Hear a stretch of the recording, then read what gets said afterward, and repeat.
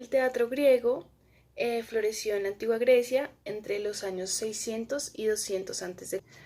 La tragedia ateniense, la comedia y las obras de teatro sátiro fueron algunas de las formas de teatro que surgieron en el mundo y han tenido un gran impacto alrededor del mundo.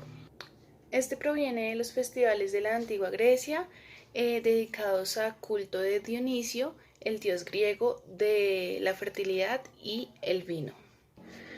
Aristóteles realizó las primeras teorías acerca del origen del teatro griego. Él afirma que la tragedia evolucionó a partir de los ditirambos. Estos son canciones cantadas en alabanza a Dionisio en el Festival Dionisia que se celebra cada año. Y este festival comenzó a realizarse en el año 600 a.C. Más adelante, en el año 500 a.C., un poeta llamado Tepsis creó un nuevo estilo en un actor solitario en el que el actor narraba y al mismo tiempo interpretaba el personaje usando diferentes máscaras para así poder diferenciar los personajes. Este nuevo estilo de teatro pasó a formar parte de las grandes celebridades oficiales en las fiestas dionisíacas.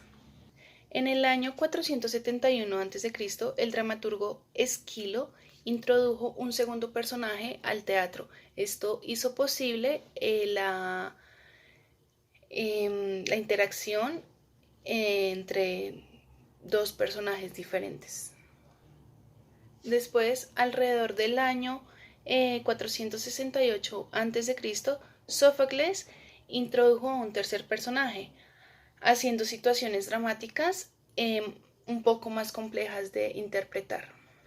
Pero esto no quería decir que solo fueran tres personajes en una obra de teatro, sino que las tres personas usaban diferentes máscaras para así poder diferenciar los personajes. O sea, cada uno realizaba de dos o más personajes y usaban diferentes máscaras para así poder diferenciarlos. En el teatro griego, el coro también era como un personaje del teatro, como un personaje exterior, no exactamente narrador, pero sí hacía parte del teatro. En obras trágicas, el coro era aproximadamente 12 cantantes y bailarines, pero luego de esto se fueron como separando y empezaron a crear como subcoros, subcoristas.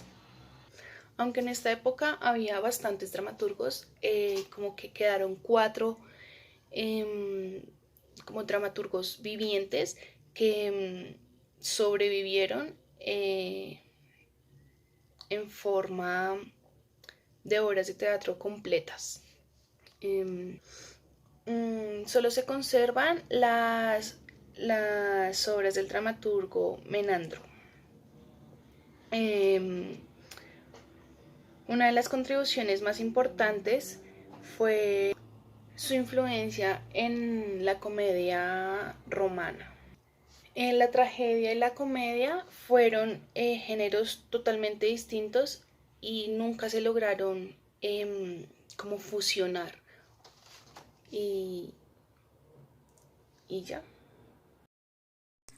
La danza en Grecia. Los orígenes de la danza y del arte lírico de la Grecia clásica se remontan muchos años antes de su aparición y tienen lugar en Creta, isla privilegiada cuyos habitantes supieron desarrollar una espléndida cultura a partir del segundo milenio antes de Cristo. Según Hornero, fue en Creta donde los dioses enseñaron la danza a los mortales.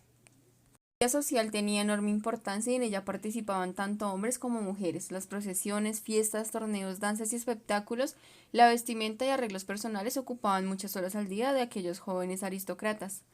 Tenían su origen el culto y la religión, pero los cretenses apreciaron más el aspecto espectacular y los convirtieron en parte de sus diversiones. Cuando la danza era individual, Las bailarinas evolucionaban girando sobre ellas mismas, doblando a veces las rodillas. La danza intervenía en la liturgia oficial. Las ceremonias religiosas eran muy diversas y consistían en danzas, canciones y procesiones solemnes en las que el papel dominante lo sustentaba la mujer que se ocupaba de los diferentes roles: bailarinas, cantautoras, procesionistas y amén de sacerdotisas. En Grecia existían varios tipos de danzas y entre ellas las danzas dionisíacas. La danza más antigua de Grecia, baile sagrado en sus orígenes en honor del dios Dionisios, derivada de la danza del divertimiento, pasado por el baile de la locura mística y ceremonia religiosa con fecha fija. Tenemos también la danzas pírricas, era el baile militar por excelencia y se practicaba en toda Grecia, pero principalmente en Esparta. En esta polis la danza pírrica era considerada como elemento esencial de educación general y preparación militar. Se habla del epílogo, se habla de algunos movimientos de la danza griega que ya se daban en Egipto, aunque Grecia aportó técnica nueva al baile y lo revistió de especial importancia. La cultura griega influyó en todo el mundo occidental a corto, medio y largo plazo, siendo esta un legado para toda la danza como fuente instrumental de la vida. Las grandes dionisíacas se celebraban en Atenas sobre los 600 años antes de Cristo. Eran unas fiestas de 6 días en homenaje al dios Dionisios, en las cuales había una procesión, concurso de coros y 3 días de representaciones teatrales. Vestuario. Cuando hablamos de la indumentaria en la antigua Grecia, constataba de 2 piezas para las mujeres. La inferior, el quitón, era una túnica, por lo común sin mangas, que llegaba hasta las rodillas y se ceñía a la cintura. En los hombres consistía en una especie de manto rectangular que se echaba sobre el hombro izquierdo y se recogía por el lado opuesto, dejando ordinariamente libre en sus movimientos el brazo de esta parte. Bailar es tan importante para los griegos hoy como lo fue en la antigüedad. De hecho, muchos de los bailes de hoy se han transmitido de una generación a la siguiente con pocos cambios. Los niños aprenden danzas griegas desde temprana edad y continúan a lo largo de su vida en fiestas y celebraciones de todo tipo de danza.